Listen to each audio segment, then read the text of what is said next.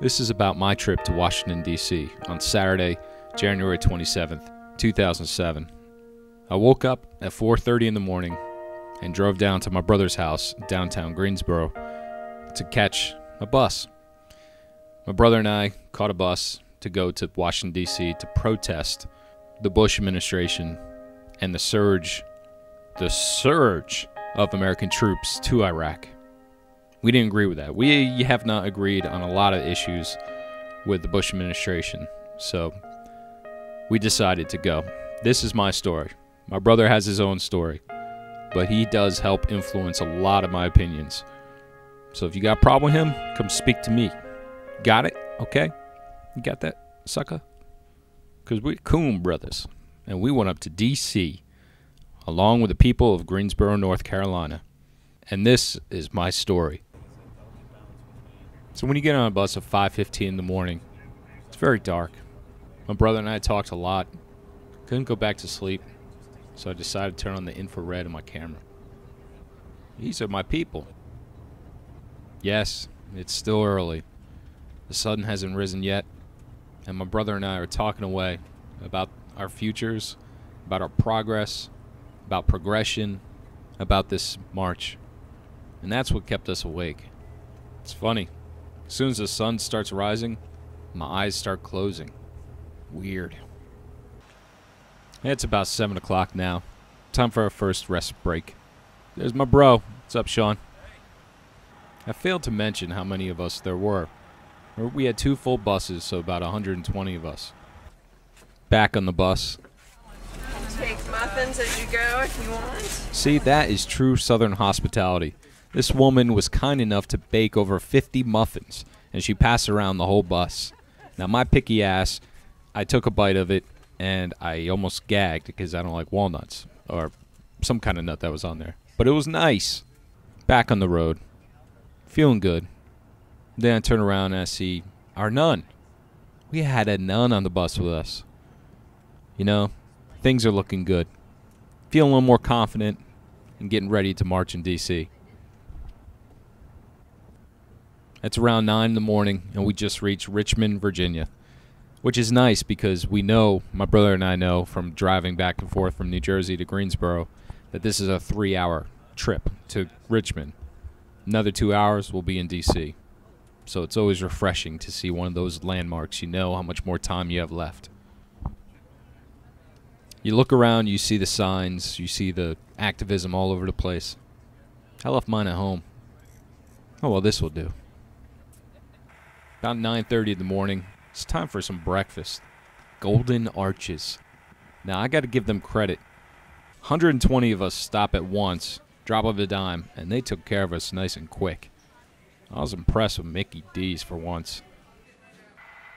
This is the bus. This is what's taking us home. Sean doing his best impersonation of President Bush, holding back the progression. A little delay there, huh, Sean? The Pentagon. Washington Monument. And on the bus, we're also happen to be watching a documentary called The Ground Truth. Great documentary. Way to get us prepared for the march. It is really disturbing, but a very powerful movie. And we're inching ever so closely to our final destination. About to step off the bus and start a rally. But first, we're taking power back. These politicians don't know how to act. They never should have sent troops to Iraq. So now they gotta deal with Cackalack. Cackalack is our marching band. They're the activist marching band from Greensboro. Do us proud, young Cackalacks. We'll see you in the mix. Then we get out into the mall. We start meeting people, seeing the signs, feeling the energy. It's so great to be around like-minded people. And it feels good. It feels really good. Then we get this message from their speaker. Now we have a request from the media that everybody lower their signs just a little bit.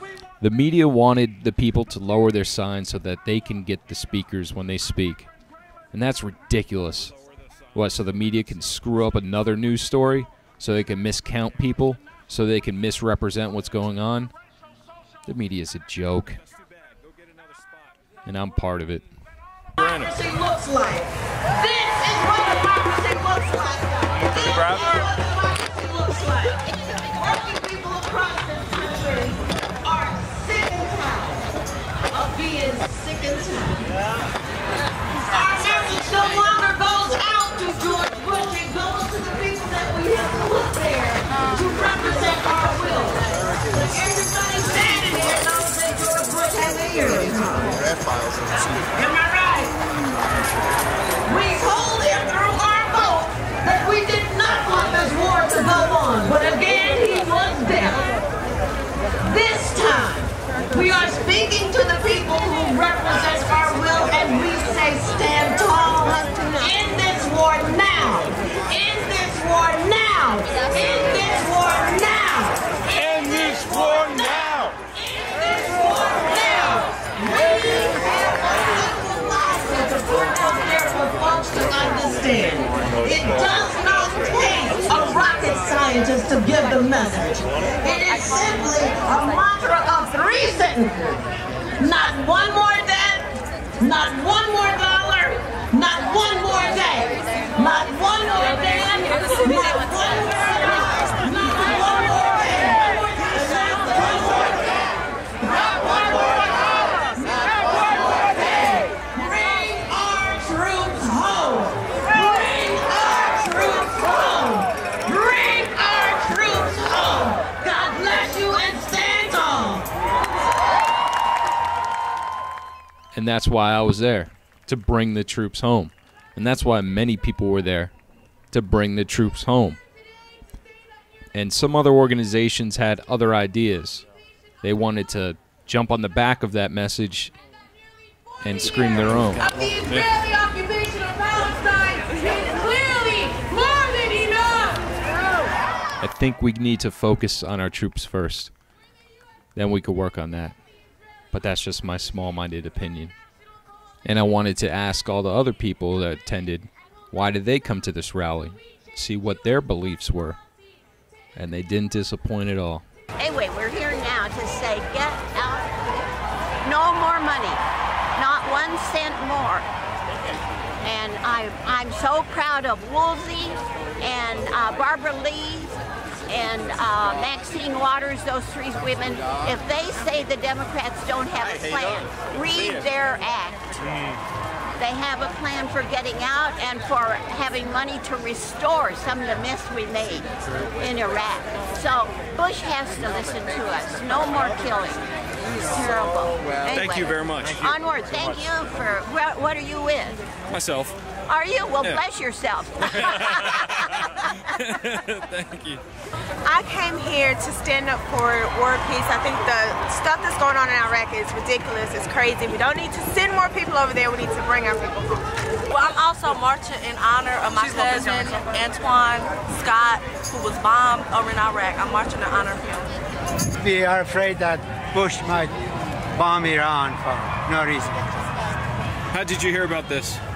Oh, we have a small group, Where did you come in from? Fairfax, Virginia. Okay, so you're local around here. Well, we hope that doesn't happen either. Good luck. Thanks. Well, just that I don't think continuing this war is going to produce anything like they talked about in the beginning, and I don't think it's making terrorism anything better in the world. It's just making us look worse and worse to all the other countries, and it makes us more and more a target by trying to push ourselves around on other countries where we don't need to do that. We need to get out.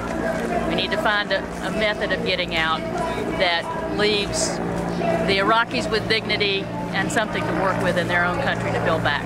Santa's a real peace figure. I mean, you think of what Santa represents to the world. It's a symbol of joy and hope and happy things, good news, and it's kind of the opposite of what the Bush administration has brought us. So I think there's a real message that Santa definitely wants to see an end to this war. So what would you bring Bush for Christmas? Big lumps of coal. They should be getting a lot of that. Lately in the media, there's a lot of indications that things have gone terribly wrong, and the polls are telling us that people are getting more and more aware that things are going terribly wrong. But until millions of people are out in the streets, maybe not much is going to happen other than toothless resolutions of Congress. But what do you think's like our best way to do that? You said like pull millions of people out. Like, do you think they'll actually pay attention to us? Well, that creates more pressure and more pressure and more. It's like a snowball thing, like what happened during Vietnam. So hopefully the same thing will happen, and hopefully it'll happen soon before too many more people die. And that's when Sean and I moved up to the Capitol. Wanted to get closer to where all the frustration was and to talk to some of the people who are protesting in front of it. There were plenty of police officers guarding the Capitol, and they did their job well. And they were restrained and very professional. And also my heart goes out to them when they have to deal with protesters and they can't speak their own voice. They can't be heard. They can't say what they feel. They just do their job. And this is a good example of a wife whose husband is over in Iraq, and she is just spewing her grief in the face of authority. Just wish she can get on the floor and talk to the people that need to hear this, not the people that protect them. This is her story. We came to support our troops, support my husband, and bring him home. We feel like the best thing we can do right now to support him is to bring him home and get him out of Iraq. How long has he been over in Iraq? He's been there since June. How long have you been married? Since last April. Been together over 3 years now. What would you like to see happen? Oh, gosh. I'd love to see them come home. I'd love to see the right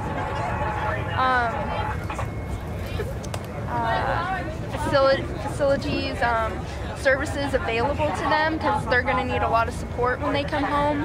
I would really like to see America just embrace them as the heroes that they are and take care of them and thank them for the sacrifices that they have made and help them move on with their lives. How's he doing? How's your husband doing over there? He's a tough guy. He's strong. Staying strong, you know, he's working hard. He tells me he feels like they're doing some good things, so I'm definitely incredibly proud of him. I just am in awe of him, that what he's able to do, the sacrifices that he's made. I just want him home. It's time. It's worse than Vietnam, because in Vietnam, you use active duty people, and a man went over and served his time, 12, 13 months, and he came home. If he lived, he came home. And he went on with his life.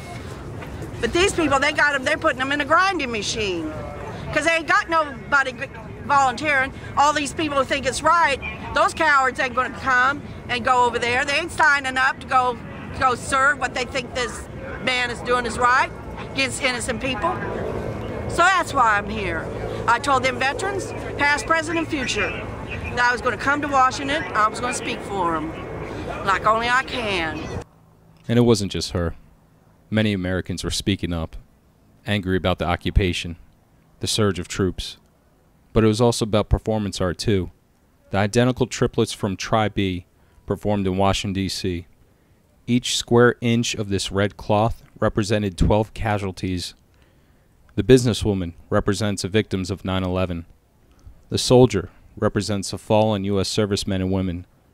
The Muslim woman represents the fallen Iraqis and Afghanis. It was simply stunning. Well, we're against the war, and we're sick of just, you know, all the rhetoric. We wanted to actually do something about it.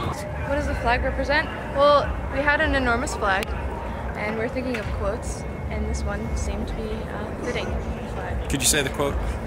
There's no flag large enough to cover the shame of killing innocent people. And it's kind of a critique on patriotism. I'm proud of the flag without words on it. But I'm not proud of what the country's doing to it. Do you know what I'm saying? Yeah. My stepfather fought in a war. He's real messed up now. It's not right, you know. And continuing war, it only makes things worse. What do you think about today, with all the people come out today? I like to see democracy in action, you know? And this is like what democracy is. And it's sad that people say that, you know, saying things against the government is making you not a patriot, but this is patriotism. Being a coward and staying at home and listening to the news is not patriotism. You have to find out for yourself. And this is the place to do it. Why do you choose to show this sign? Because it mocks him. I mean, his idiotic statement. I mean, he is not the person to make the decisions. We are. What do you, the decisions he's making are the wrong decisions anyway, but we're the people, we make the decisions. He's not the decider. And of course, what a stupid thing to say anyway. I mean, if he could speak English, that would be half the problem solved right there. So we stayed at the Capitol for the rest of the day. We stood our ground. And that's when the SDS showed up. They seem like more ADD than SDS, but SDS stands for the Students for Democratic Society. They're on the right track. I'm being a little too harsh. Just listen to a leader. They're doing well. So we want to go show to some people that aren't, because if we want to build a movement, we got to have more people than this. Yes. All right? So maybe we can go talk to some people, recruit, show them how great SDS is, and various other groups that are with us, and how great every individual is. What do you stand for? What do you stand for? Or we could do something else, but no. Let's go to the fucking what? No! But we'll do this democratically. We'll do a fist. We'll do a fist for option one. Thumbs down. Always a minority. Hey, we can do both. Fist for the march. Let me see fist for the march. Go to the march. 1, 2, 3, 4. All right. I don't know. Hey, let's go. Well, all you conservative think tanks don't have anything to worry about. The SDS seem harmless, but they seem like they have a lot of energy. So then we went down to the march. And this is what I love about the march. You get to see signs like this. Dear Condi, get laid. Do you really feel she needs to get laid? Yes, Look by at somebody. Progressive Democrats in America. Just look at her. You know, I never looked at her and thought that. And to be honest, I hope I never have to look at her and think that. But I think she's right about that. Oh, let's get back to the march.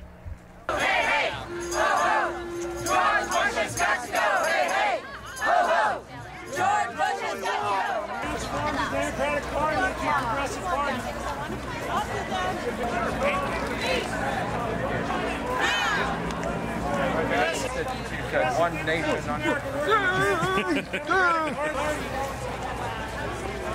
Progressive Democrats in America. On behalf of United for Peace and Justice, we'd like to thank you for coming today.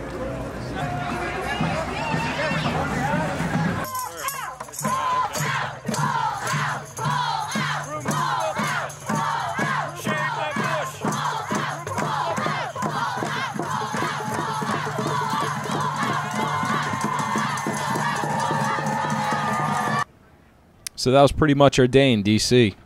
We saw a lot of protests, a lot of people, passion, trying to make change. And on the way back to our bus, ran into this bus. Met a very interesting man. That's actually the mother bus to this one. And that was in 1973. We traveled the country calling for Nixon's impeachment, of course. And then the bus before that, or the vehicle before that, was the U-Haul that we put on the road after the Saturday night massacre when Nixon had Archibald Cox, special prosecutor, removed for office during Watergate. So that was our day in D.C. Now we get back on the bus around 4:30 and we head back to Greensboro. And we reflect and feel empowered, hoping our voices were heard by Congress and by all the Americans that stayed home that day. We met a lot of people with a lot of spirit, a lot of grief, and also a lot of unity. We marched for peace, and that's something we all cherish, and we did a good job in D.C. The day was done, but the job was just beginning. March for peace, Washington, D.C., January 27, 2007. We came from Greensboro, and we came for our country. Riders on the storm. There's a killer on the road. His brain is squirming like a toad. Take